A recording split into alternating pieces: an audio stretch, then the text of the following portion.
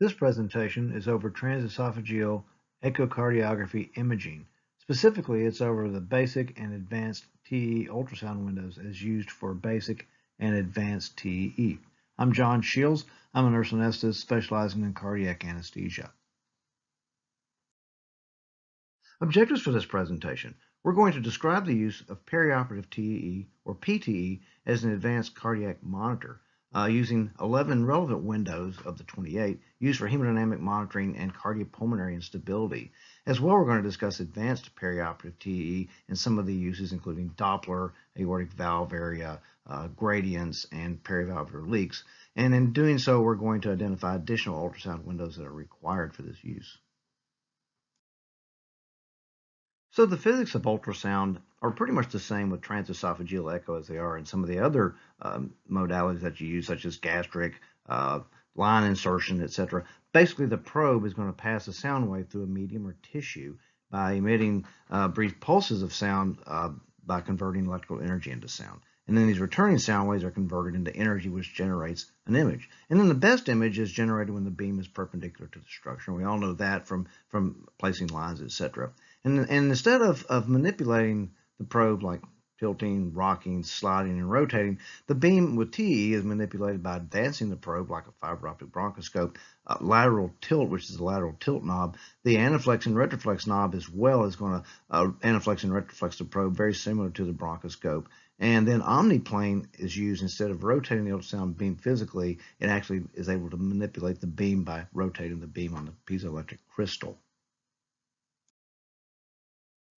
Similar to the focused assessed transthoracic exam or the TTE positioning, you're using four pretty distinct positions, and the probe is placed in the esophagus in one of these four positions, and the ultrasound beam is generated. These four positions are the upper esophageal, such as near the aortic arch, the mid-esophageal, such as those for mid-esophageal four-chamber, transgastric, as you might use for different views of different ventricular structures and valves, and finally the deep transgastric view, which is used to pretty much line up your Doppler beam such that you can measure gradients across the aortic valve. And then the reflected signals are collated to produce an image, either 2D or 3D. Often you also use other modes such as M mode.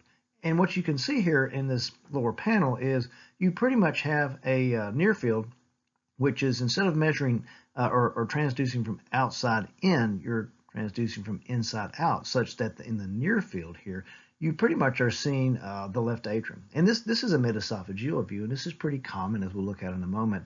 Pretty much all the mid-esophageal views have the left atrium as a structure in the near field.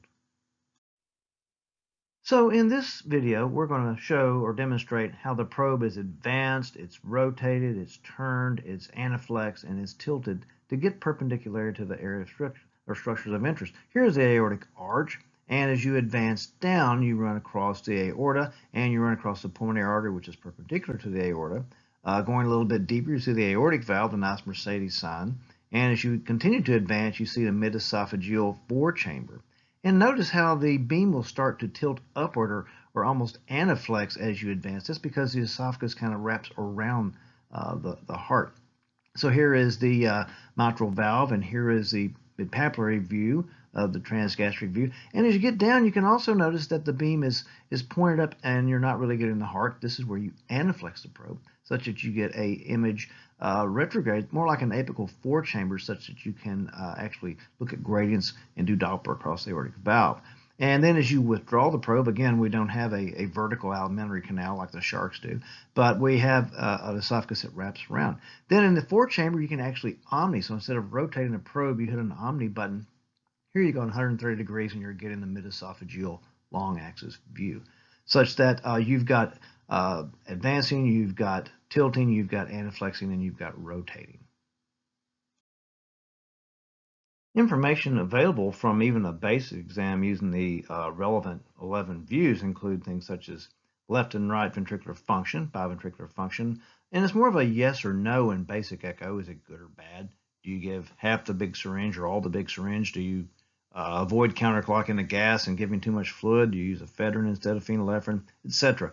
Heart wall motion is another very good piece of information available from basic echo, along with chamber volume. So you've got filling, you've got contractility, and you've got monitoring for ischemia, although that's typically requires about 17 views. You can also look at vessel integrity, valve function and integrity, rescue functions, things like that when you have cardiopulmonary instability. As well, you can find heart tumors and pericardial effusion, which is something that is not uncommon in certain practices. Echocardiography has found utility throughout the entire perioperative pathway, whether it's preoperatively for assessing ejection fraction or a murmur. As well, you can also use it pre-op to validate a previous echo, especially in folks that have a heart failure that's kind of very fluid sensitive. Intraoperatively, of course, as we talked about, for cardiopulmonary instability, as well as post-op for effusion, volume status, or some other type of cardiopulmonary misadventure. Subspecialties already utilizing TE: liver transplant, vascular and neuroanesthesia, obstetrics, as well as the intensivists in the intensive care unit are doing a lot of surface echo, but TE has found its role there as well. In the emergency room, they've been doing echo for probably about 30 years, since about 1992, and all sorts of different POCUS. And as far as cardiac anesthesia goes as well, it's pretty much something that you're just going to have to pick up at some point if you're doing cardiac. The mortality associated with transesophageal echo is less than 1%, and the morbidity is between 2 to 5 and 10,000, which is typically involves esophageal perforation. But there are absolute and relative contraindications to TE. You don't really want to stick it in if you've got a perforated viscus, if you have a really nasty esophageal stricture or tumor, especially esophageal perforation, diverticulum, active GI bleed, pretty much is going to keep you from sticking a probe in, and a lot of other little things, depending on what your cultural paradigm is and personal paradigm is. Relative contraindications, where you may want to really rethink it, things like GI surgery in the past, radiation to the neck and mediastinum, dysphagia, neck immobility, esophageal varices, and even coagulopathy, although we do a lot of TE with patients that are getting atrial fibrillations with ACTs over 300. So there are a lot of probe and equipment considerations, as you might imagine, with something this robust, along with whether or not you can find a machine, depending on your practice. But probe insertion, you should use a bite block for a few things we'll talk about in a moment. You can really damage some probes. Usually they get damaged with cleaning, actually, but the bite block is something that you're using to protect your $60,000 probe. Generous lubrication. Of course, a little lubrication is going to allow better contact with the esophagus, just like it does with surface echo, but I'm not sure you need to use 10 packs of lube like I've seen used in the past. Jaw thrust is also something that's utilized to advance the probe. I know one person that's had one esophageal perforation of all the people that I know. You typically insert to 30 to 35 centimeters. If you think about how far it is from the teeth to the carina, it's about 26 centimeters, such that you know you're going to go a little bit deeper, even for the upper esophageal views. Contraindications, again, we've talked about, but involves esophageal and gastric pathology. Some of the complications that are common and uncommon, again, esophageal perforation is very rare. Typically, it's just because you forced it, but it's usually very dramatic. GI and pharyngeal hemorrhage, I've seen that a good bit. It's up to 1 in every 100 patients you end up having something that you've got to manage in the ICU or PACU. Dental damage, I've never seen that, but it's reported. Oral and lip damage is by far the most common. Typically, it's a lot higher in people that aren't used to instrumenting the airway. No blame being applied here. Airway compromise, if you think your endotracheal tube's been pulled out, it's been pulled out, especially in pediatrics. Distraction from the patient is one of the more common things that I see, along with misinterpretation, although not typically in my practice, but it is probably the number one complication of any ultrasound is misinterpreting and making a change in your management plan, which is inappropriate. So there's basic TE and there's comprehensive TE. Basic is basically using TE as an advanced hemodynamic monitor using the 11 most relevant views, and you're diagnosing general etiology of cardiopulmonary instability, whether it's gross valve pathology, filling, function, simple congenital defects like an ASD, obstructive pathology such as pulmonary embolus and tamponade. And typically what you're doing with basic echo, if this is your role, you're typically making a judgment that's going to affect your management of cardiopulmonary instability. And if you find any other pathology, you're going to typically bump it up to a more advanced echocardiographer. Comprehensive is a little bit different. Its use of TE is an advanced hemodynamic monitor, but you're using a lot more views. You're diagnosing specific pathology and sources of cardiopulmonary instability. As well, you're using Doppler to assess for the degree of valve stenosis, also not just native valve, but also repaired valve, sometimes some type of prosthetic valve, also regurgitation across the prosthetic valve or mitral clip, as well as area, not just the area of the valve, but also annular area. Doppler is also used, as we talked about before, to assess surgical intervention. You're also looking at atrial appendage occlusion devices as well as mitral clip and TAVRs. And it also requires the use or knowledge of three-dimensional imaging, which is something that is interesting. I like 3D a lot for mitral valve, but typically it's more of a toy than a tool in my hands. The first view is the mid-esophageal four-chamber view. In this view, you're going to get a lot of information in a very short period of time. And what you can see at the top in the near field always is the left atrium and the mid-esophagus.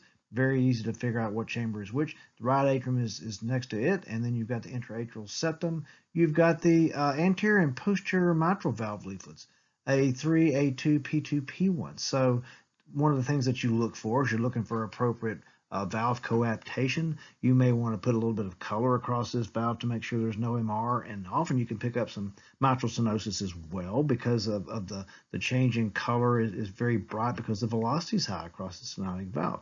As well, you can look at the right ventricle free wall, the interventricular septum, the anterolateral wall, the LV, and the RV free wall, and how far the tricuspid leaflets descend towards the apex. That's called TAPSE. Other things you can do is grossly just look at the size ratio of the LV to the RV. The LV should be about 1.5 times the RV, and if it's 2.5 or 3 times, or if it's the same size, things are bad. There's something amiss. If you have some type of different dimensions, it could be RV dysfunction, it could be LV dysfunction. You can also take a look at the pericardium, which is a very nice bright structure here. And you can tell if there's some type of effusion. And as well, you can look at left atrial size and right atrial size, and you can even put a little color across the tricuspid valve to look to see if there's any tricuspid insufficiency.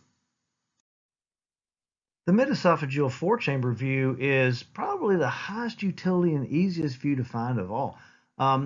Typically, you're going to advance the probe to about 30 to 35 centimeters, and you're going to find some basic cardiac structures, such as the left atrium, which is always in the near field, and of course the right atrium next to it, and then the LV and the RV. Things that you can find from this view, along with anatomical variants, such as a large left atrium, a large LV, such as chamber size, but also ventricular function. How well the ventricle's squeezing, and this is a lot of eyeball EF stuff, at least in basic. And you can do some more advanced manipulations, which we'll talk about in a subsequent module.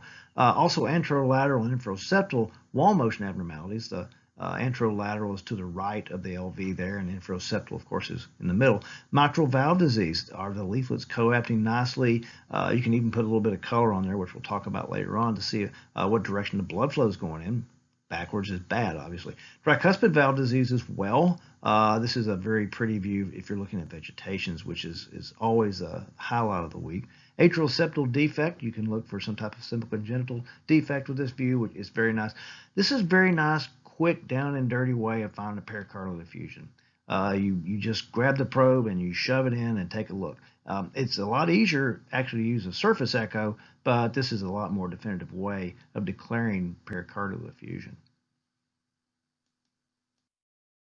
The mid-esophageal two-chamber is up next. You've got the left atrium, which is, you can also kind of tell what the size of that is to look for pathology. The mitral valve, you have all the anterior leaflets in just P3, but you see a very nice view of the anterior wall, the inferior wall, the diaphragm, pericardium around here. You're looking for any type of effusion, things like that, as well as chamber size. You can often see the coronary sinus as a little hole over here, but it's a very nice high utility view and easy to get and obtain.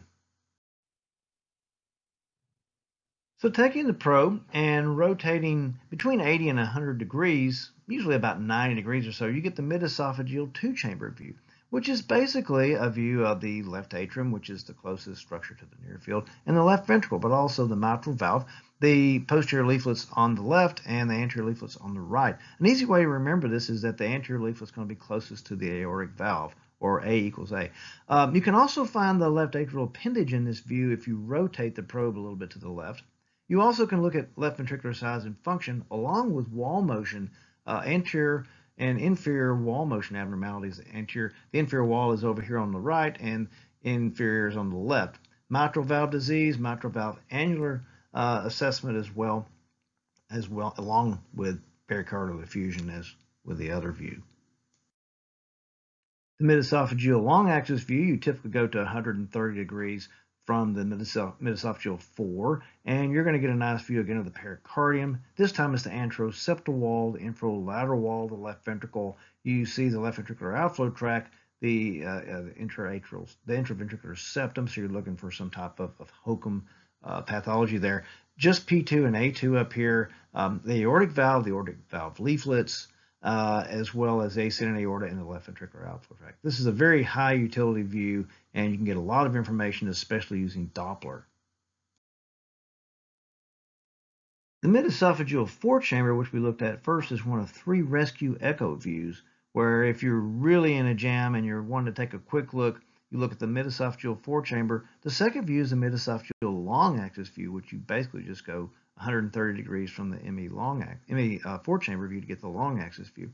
And what you see here is you can see left ventricular function, including the anteroseptal wall and infralateral wall, but also you can see some mitral valve disease, although you typically just see a couple of snippets of the A2 and P2 portions of the anterior and posterior mitral leaflet.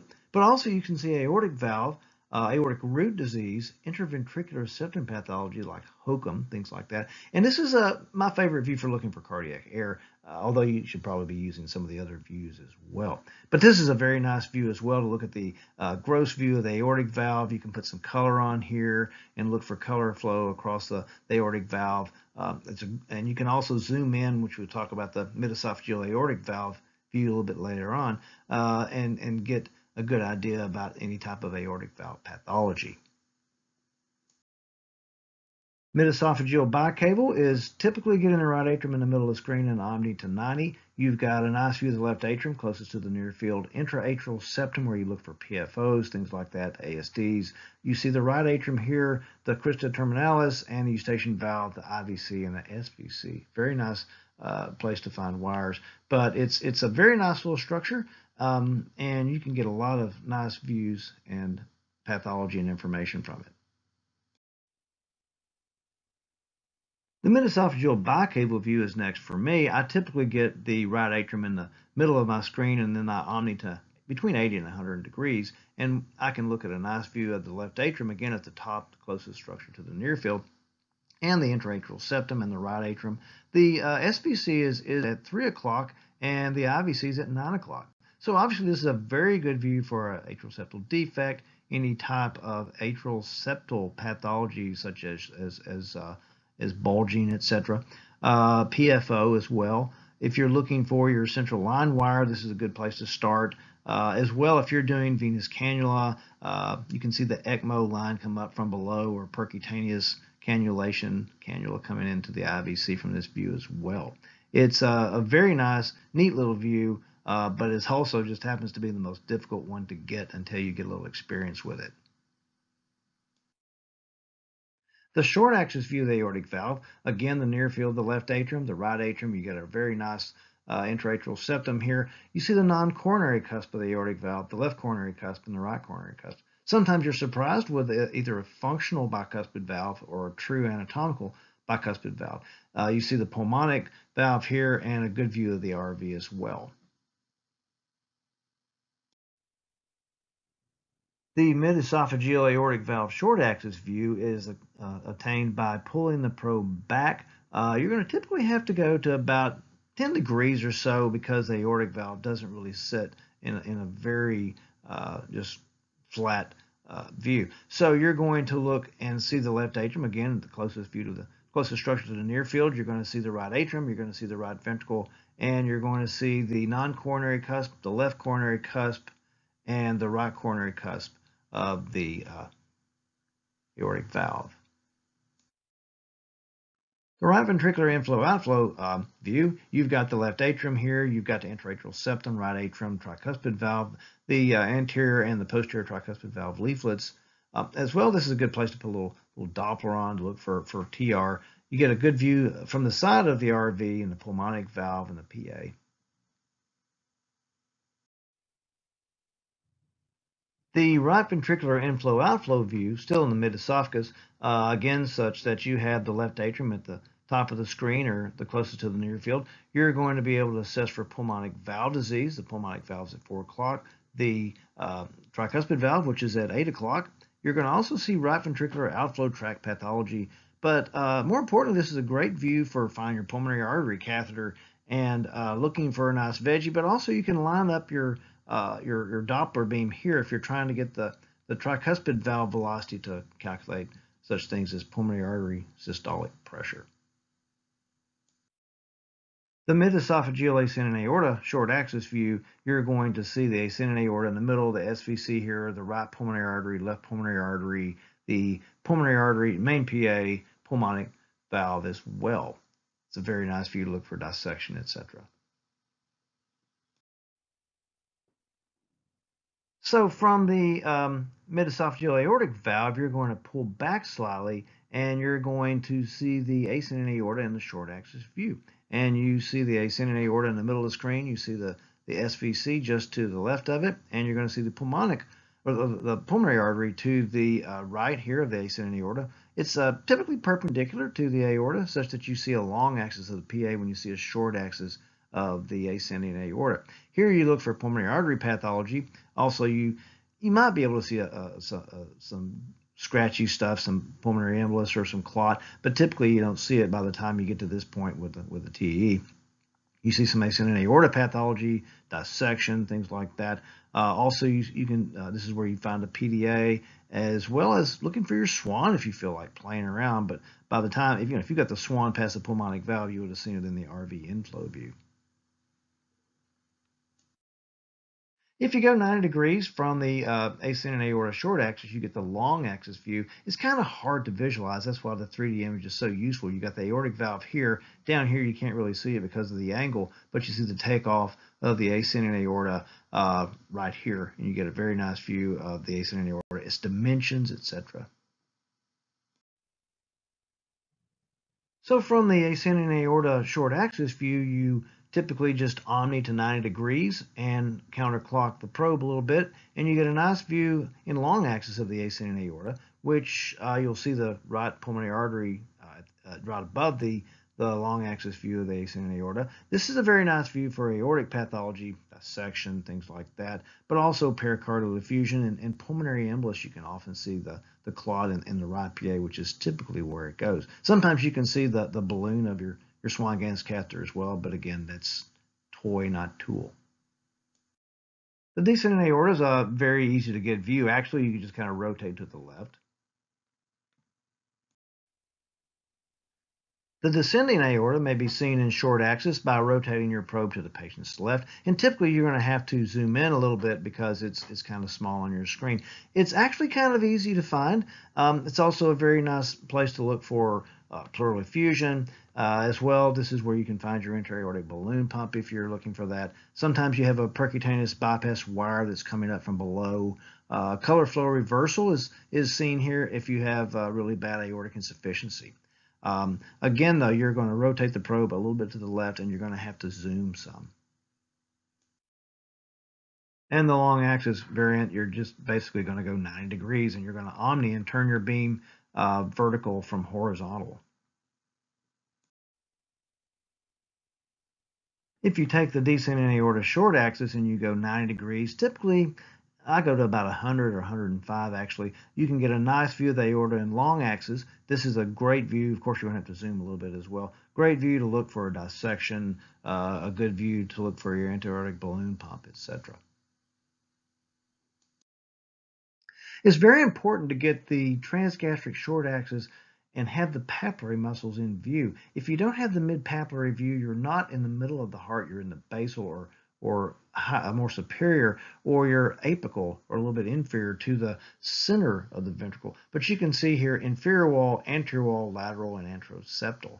It's a very nice view for filling, but also wall motion. The only view that is not mid-esophageal in basic echo is the transgastric view. You're going to advance the probe into the stomach, and you usually have to anaflex a little bit to get this view, but it's a very high utility view. It's the third of the rescue echo views, mid-esophageal long axis, mid-esophageal four-chamber, and transgastric short axis are the three that give you the most information in a quick period of time. But you can see left ventricular size and function. You can look for an interventricular septal motion to see if you've got some type of RV failure, ventricular septal defect, pericardial effusion, volume and contractility, quick down and dirty. It's all right there for you. So you can see the inferior wall here, which is the closest to the esophagus. Remember, if you're looking outside in, this is going to be the anterior in a peristernal short axis. And if you're looking inside out, this is the inferior wall because it's the closest to the esophagus. So along with the qualitative views and qualitative assessment that you can make with the previous 11 views, you can also use color Doppler and color flow mapping. Doppler is very interesting. It provides direction and velocity of flow. So you need to know direction of flow, obviously, for regurgitant valves, but also you need to have velocity of flow to look at stenotic valves. And you can kind of see in this atrial septal defect over here to your right, you've got a left to right shunt, blue away, red towards. And typically, if you have a very higher velocity, or if you change the Nyquist limit, you can have different, as you see here, I changed the Nyquist limit to 50, which is the color scale, and you end up getting a very high, bright color, which is different from blue, but it's just because either the velocity or the Nyquist limit has been adjusted. Some of the higher utility aspects of TE is the ability to make a quick call about ejection fraction, and you can say good or bad, and it's obvious that the one on the left is good and the one on the right is bad. Or you can say, you can actually calculate the exact EF using M-mode, using planimetry. You can also, if you have the access, you can do Simpson's biplane and some more precise measurements. There's also some different modalities, at least in the Philips, to line up your axis of your mitral annulus in the apex and give you a pretty close ejection fraction. But again, there's not much difference between 45 and 50% or between 15 and 20%, but you manage both completely differently. Along with contractility, you can also get a very good idea about LV filling. You have euvolemia on the left, pretty normal volume, and on the right you kind of see hypovolemia. You kind of see some kissing papillary muscles, as they say. And this tells you that instead of managing with phenylephrine, maybe you need to be giving some volume. And believe it or not, about 30% of the time when you do rescue echo, it's a filling or a volume status issue instead of contractility or PE or some more exotic thing that has caused your hypotension. Along with contractility and filling, you can also look at wall motion abnormalities. The scan on the left shows that all the walls are thickening and moving towards the center. But as you can see, the scan on the right, the anterior portion of the LV in this mid-papillary shot is not really moving towards the center. This is an anterior wall motion abnormality, which is representative of myocardial ischemia. So how nice that must seem, myocardial ischemia directly by looking with the echo. Well, unfortunately, it's not quite that easy. There are 17 different views, and despite the fact that TE is probably the best way of ruling in or out ischemia, EKG continues to be much more sensitive, especially with individual variants as far as the ability to spot the wall motion changes. But there are 17 segments required for full assessment, typically involving about 6 views. So now comes the so what part of the presentation. So what if you've got all these pretty views? Is it a tool or a toy to be looking directly at the heart itself and the chamber dimensions to figure out whether or not you need to give volume or tone or contractility? Well, it's a lot like basing your ventilator manipulation based on what your peak inspiratory pressures are. You don't really know the full picture. But with echo, you can look at pump, the tank, the pipes, whether or not you have some type of even RV dysfunction. RV dysfunction is very hard to figure out unless there's some pre-existing issue, along with valve issues and some type of obstructive pathology like tamponade or PE. So this is the deep transgastric long axis, which is kind of difficult to get if you've never done it before. You're going to go into the stomach, turn to the left, and then you're going to anaflex the probe pretty hard. And what you're going to get is you're going to see the right ventricle, the left ventricle, but more importantly, the aortic valve is in a nice position to this near field beam to where you can get some continuous wave Doppler on here and actually assess the gradient across the valve and calculate the aortic valve area using the continuity equation. It's a very robust view. Sometimes it's not quite as pristine as this. In fact, you can say it usually isn't. So along with measuring the aortic valve gradient with spectral Doppler or continuous wave Doppler, you can also detect perivalvular leak from a prosthetic aortic valve and gradients not just across a native aortic valve, but across a prosthetic valve, such that like a TAV or something like that, because you don't really want to have much of a gradient, especially when much higher than 20 millimeters of mercury. And also you can calculate or you can measure left ventricular outflow tract gradients as you might see in HOCM, pre and post myomectomy. So in obtaining this view, you're starting out from the arch, you're obviously going to descend down past the midesophageal 4, past the transgastric view, and you're going to get your probe down past the apex, and then you're going to anaflex up to get this measurement along with rotating a little bit to the left. It's kind of tricky, but once you've done it a couple of times, it's actually not too bad.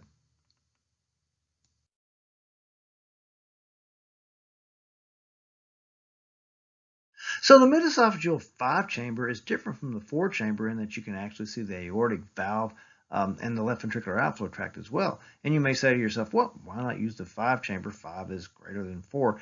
It's because you actually foreshorten the left ventricle a little bit. You don't get a very good view of the LV apex, and the RV and right atrium are a little bit off axis such that the right atrium is a little bit small. But it's still, regardless, a very nice view for getting this quick view of the LVOT and the aortic valve, although it's not as efficient or doesn't have the utility of the deep transgastric long axis view. But still, it's very quick, easy to get as well. So the utility of the 5 chamber, a lot of it's the same as the 4 chamber view, but you can also look at the septum a little better. You can see some AI if you've got aortic insufficiency. You obviously put some color flow Doppler across the LVOT and the aortic valve, you're going to see some AI. And as well, you can see turbulent flow across the LVOT because, as we talked about previously, different velocities are going to have a little bit more aliasing. It's going to have more of a color change. Sort of like the frame rate is unable to keep up with the wagon wheel speed in old westerns. Well, the same thing here. The frame rate can't keep up with the velocity such that you have aliasing or color changes. So instead of it being red across there, it's actually a bright hue of yellow. So kind of a variation of the midesophageal 2 chamber is a midesophageal commissural view where you're only going to about 60 degrees. And the advantage of this is you can get a little bit of more of the anterior leaflet here in display. You see P1, P3, but also you see all 3 anterior segments. And you see a little bit of the left atrium as well. But in general, this is the true value of the commissural view. So, such that you can see a little bit better of the mitral valve disease. You can see the LV function as before, but also seeing left atrial pathology. Sometimes you see a little bit better view of the left atrial appendage in this view as well. So along with the anatomic rendering on this slide, you can kind of see the utility of the midesophageal aortic valve long axis. You see the left atrium, but also you see the LVOT that you can actually measure. So if you're calculating the continuity equation and the aortic valve area, it's right here. And we'll do that in the next module. We also measure the sinotubular junction where you're looking at where the coronaries come off, along with the aortic annulus and looking at the aorta in general. But it's a very nice up-close view of this segment. So to that end, in this view, you can look at mitral valve disease, aortic valve disease, and sometimes it's very convenient to put your Doppler window, your color flow mapping right over this segment right here, and you can see everything. You can see AI, you can see MR, you can see AS, you can see MS, all this in one nice, pretty little view, especially if you're in a hurry. Imagine that you've got a lot to do taking care of the patient as well. Aortic root dimensions, pathology, LVOT pathology. This is a great view to look at that septal bulging from some type of HOCM pathology, along with a VSD, which you might see right in here.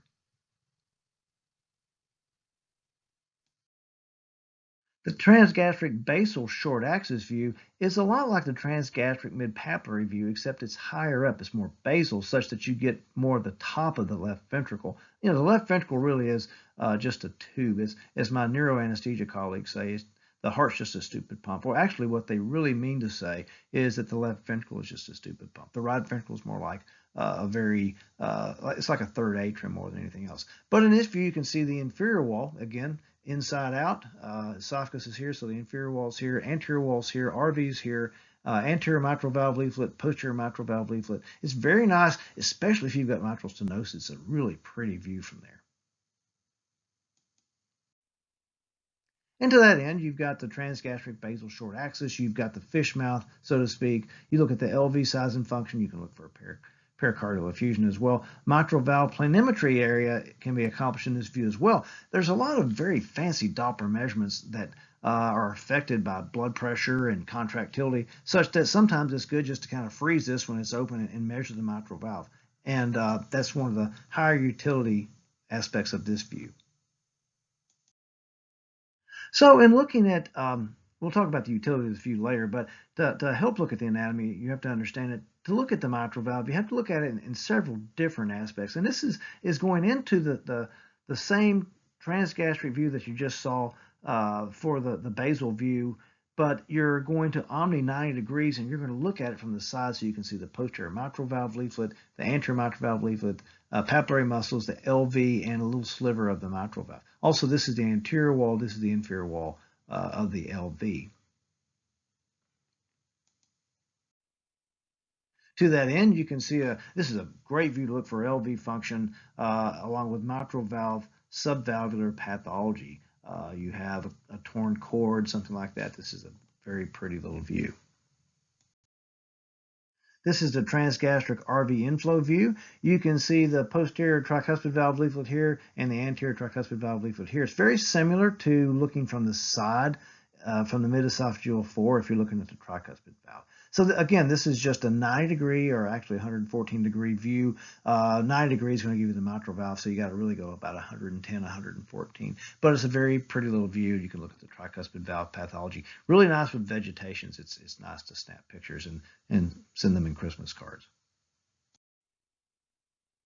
To that end, the transgastric RV inflow view, you can take a look at RV function, you can look at tricuspid subvalvular apparatus pathology, along with tricuspid valve pathology in another view. It's always good to look in several different views, not just because you're validating your initial impression, but also because sometimes the other view is just absolutely miserable for whatever reason. A lot like surface echo, transthoracic echo, things like that. You should be able to have several different views in your tool bag. The transgastric long axis, you're basically going to go down and you're going to 114, 110, something like that. You're going a little bit deeper than the basal. You're actually going just past the mid-papillary, almost to the apex. And you're going to get a nice view of the LVOT, aorta, right ventricle. It's almost like the mid-esophageal long axis, just kind of slightly inverted because it's deeper. And again, the esophagus takes a little turn.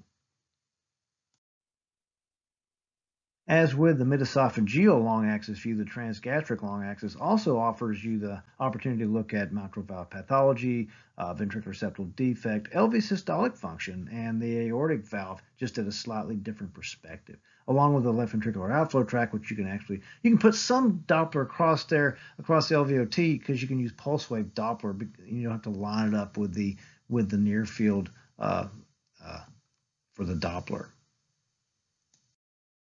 So there's a couple of views of finding the coronary sinus for the surgeon to put their retrograde cardioplegia cannula in there. And this is one of the views. This is the most popular. This is the modified mid-esophageal four-chamber. So you get the four-chamber, and you're going to advance the probe slightly and retroflex a little bit. And you're going to see the right atrium here, the right ventricle, and the coronary sinus should be coming off right here, which is very nice and convenient because then the surgeon can kind of find the coronary sinus. And probably, in my practice, at least 50% of the time, you're getting this view for the surgeon. So the utility of it is extremely high, and it's something, probably of all the different views that you learn, it's one that you absolutely have to know along with the bicaval.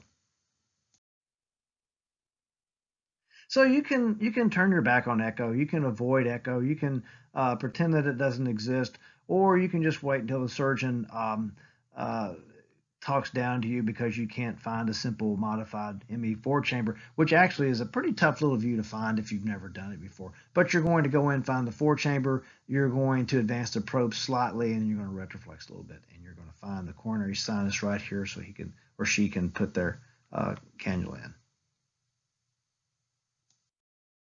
And this is the upper esophageal view. So there's four views. There are upper esophageal, mid-esophageal, transgastric, and deep transgastric. This is the upper esophageal. You pull the probe back pretty far and you're finding the arch.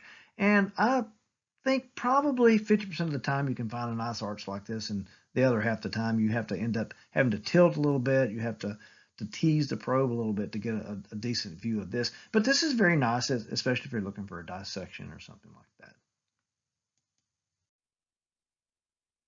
So to that end, you find aortic pathology here.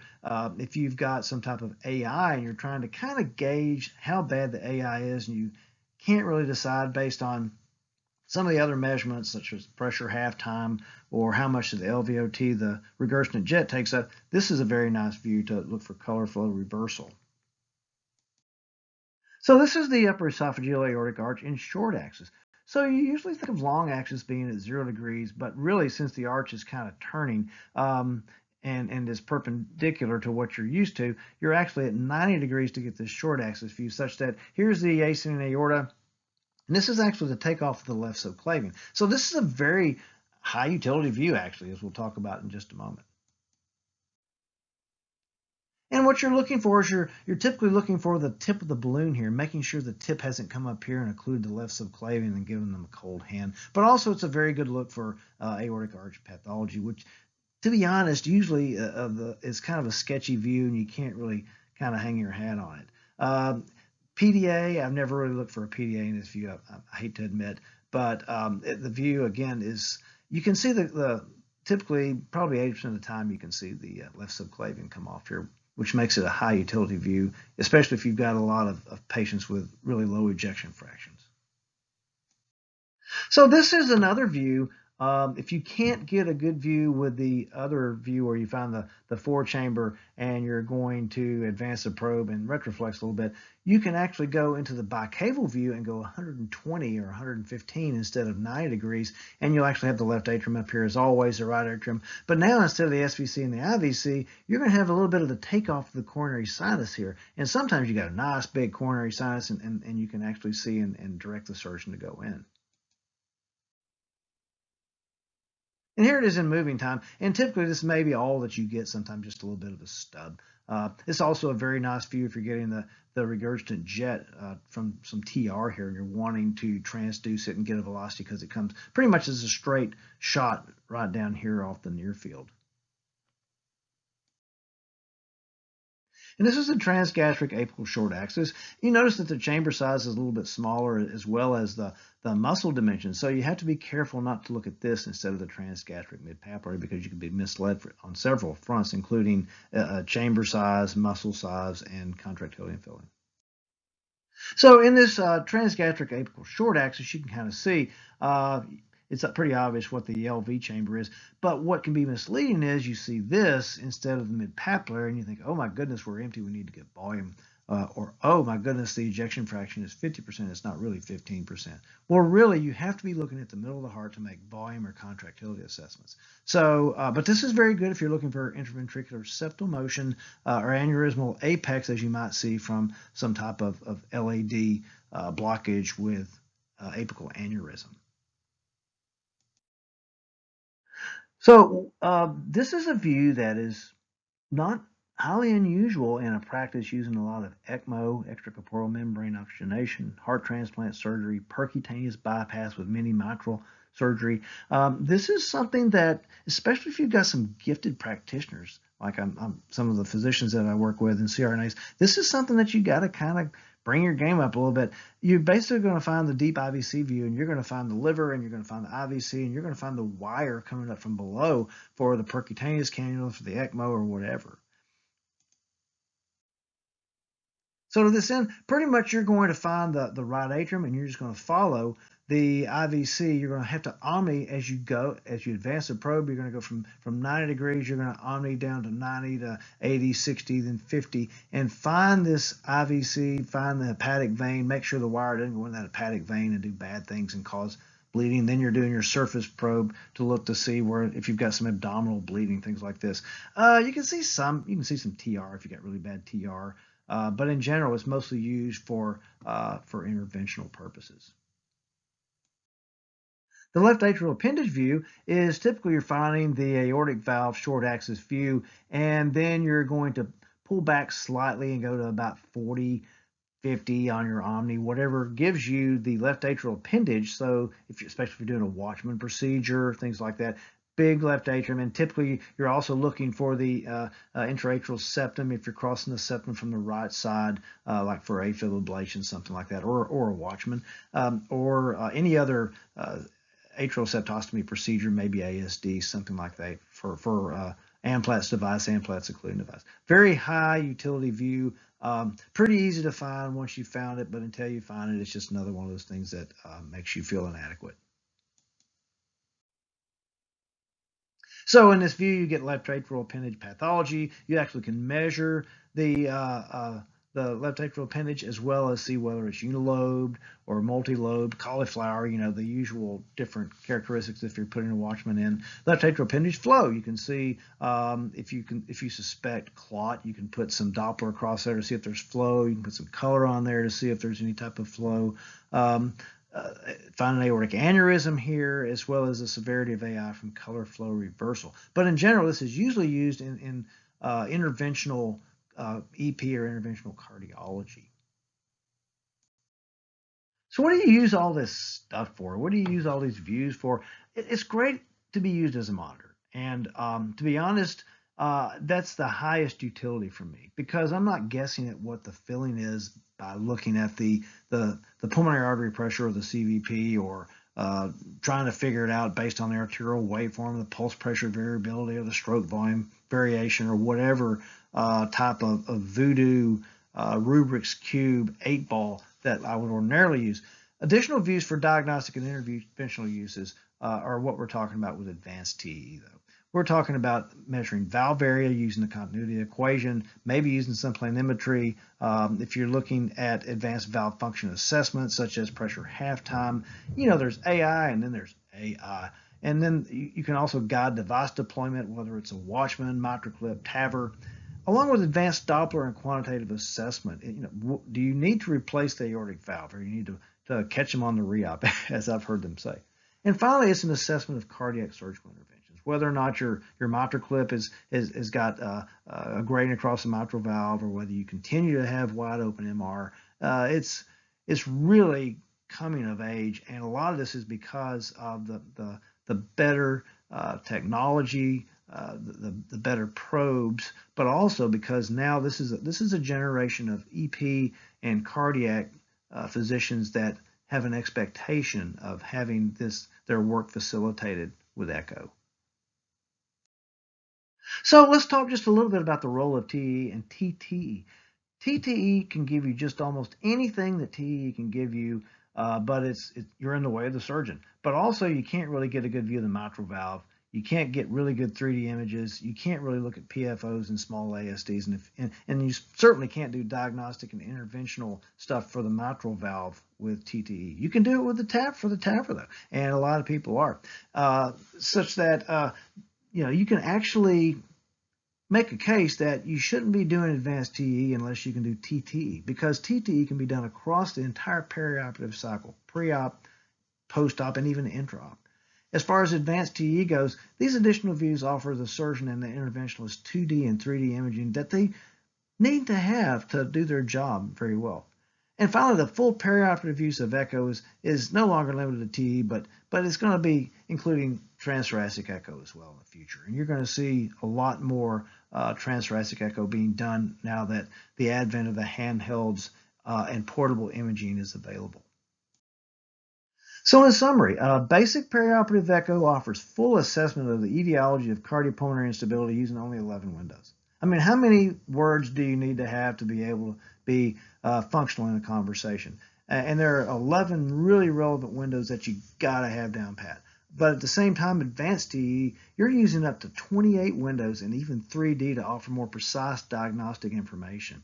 And this is something that is, especially when they, with some of the advent of the newer 3D technology, that is going to probably change a lot of the way we do things. And finally, the use of basic TTE extends the use of echo throughout the entire perioperative period. It's much more difficult than TE to do transthoracic echo. The images are much more difficult to obtain. It's much more difficult to interpret, especially on your phone. But it's a basic, essential ingredient in advanced echo. Thank you very much.